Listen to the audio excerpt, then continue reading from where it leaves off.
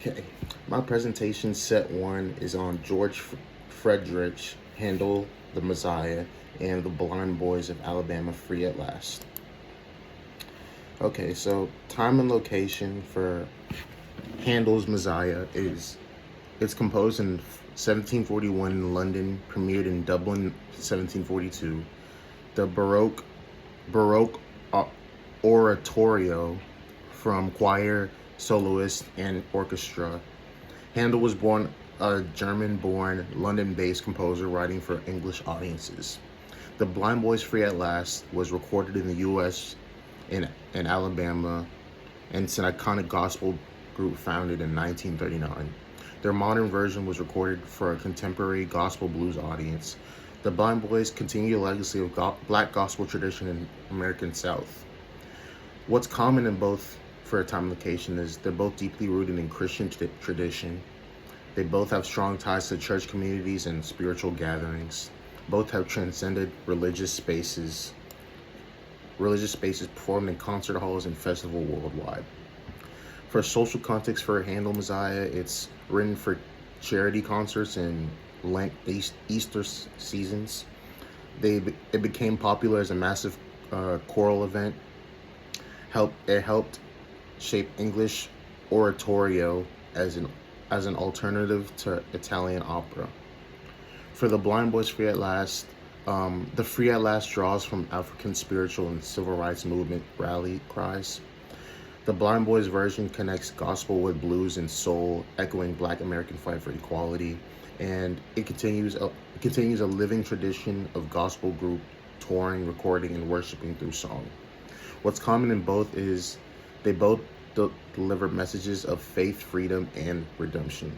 Both uplift people facing struggle, and they both keep their religious message accessible to secular audiences. For musical language, Handel Messiah was Baroque choral and orchestral writing. It was a formal structure organized into three parts, converting prophecy, Christ's life, and resurrection. It's famous for big choruses like Hallelujah, with layered voices and contraptual lines. The Blind Boys Free at Last was raw, soulful, and with a gospel style. It was rooted in African American quartet tradition and it was simpler musical texture, strong rhythmic drive, hand claps, and blues inflected guitar and organs. What's common in both is that they're both use repetition and call and response to reinforce spiritual message. They both encourage audience or congregation to join in, and they both feature dynamic builds that stir the listener's emotions. Musical significance. The Handel Messiah is one of the most performed choral works in Western music. It's influenced countless composers and built the English oratorio tradition. Its famous worldwide Hallelujah chorus is instantly recognizable. The Blind Boys Free at Last is a staple of modern gospel. The music helped preserve the link between church, gospel, and civil rights legacy, and it won multiple Grammy Awards, bringing traditional gospel to mainstream listeners. They both are beloved symbols of hope, freedom, and enduring faith. They both bridge sacred and secular audiences with timeless messages, and they both show how music unites communities. The final section is interpretation by the Handel Messiah. It feels majestic, uplifting, and awe-inspiring. They inspire communal singing. Many join Hallelujah standing up.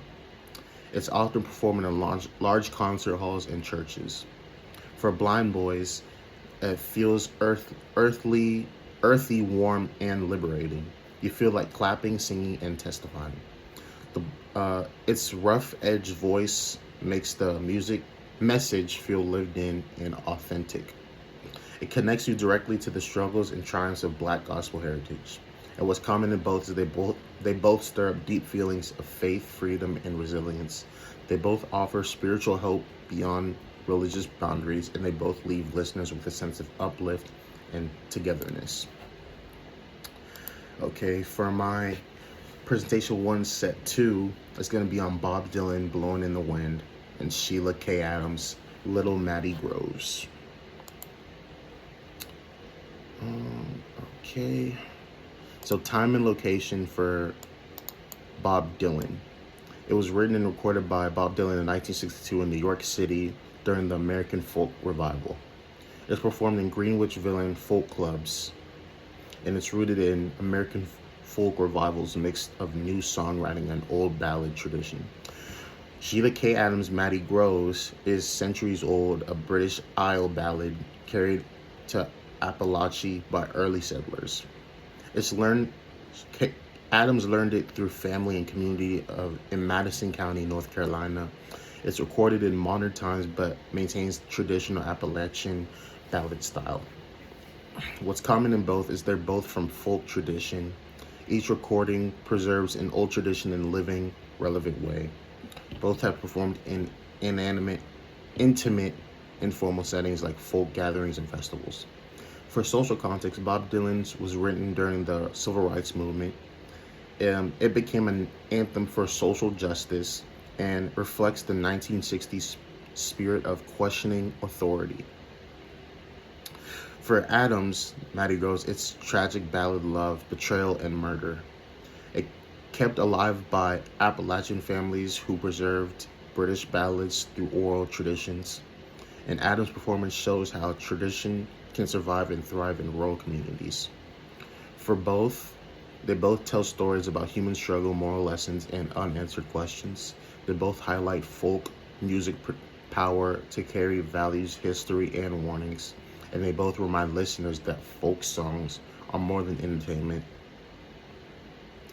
For musical language, Bob Dylan was a simple guitar accompaniment, repetitive chord structure. Dylan's plain nasal vocal style gives it a direct conversational feel, and it's folk revival style. For Adams, the song unaccompanied or with raw, minimal drone. Uses old model scales typical of British ballads and delivered in a storytelling manner. What's common in both is that they're both narrative songs. They both rely on repetition and refrain to emphasize key ideas, and they both invite listeners to focus on the words and the story.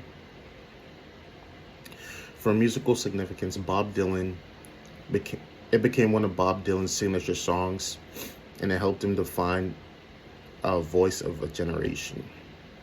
It inspired countless protest singers, and songwriters around the world, and it was inducted into the Grammy Hall of Fame. Adams keeps the ancient ballad tradition alive.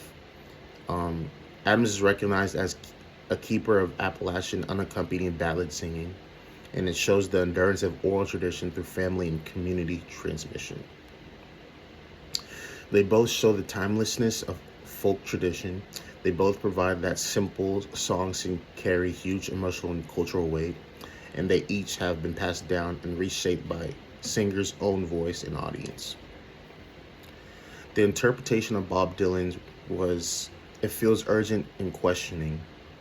Dylan's delivery feels conversational as he's speaking directly to you, and it leaves you motivated to think, discuss, or act. Adams' traditional song it feels haunting and timeless. Her voice feels personal, like you're hearing a family story in a living room, and it leaves you with a chill of tragic ending and the power of oral tradition. What's common in both is they both stir reflection. They both linger long after, and each one reminds us that songs connect us across generations. And that's it for my presentation 1.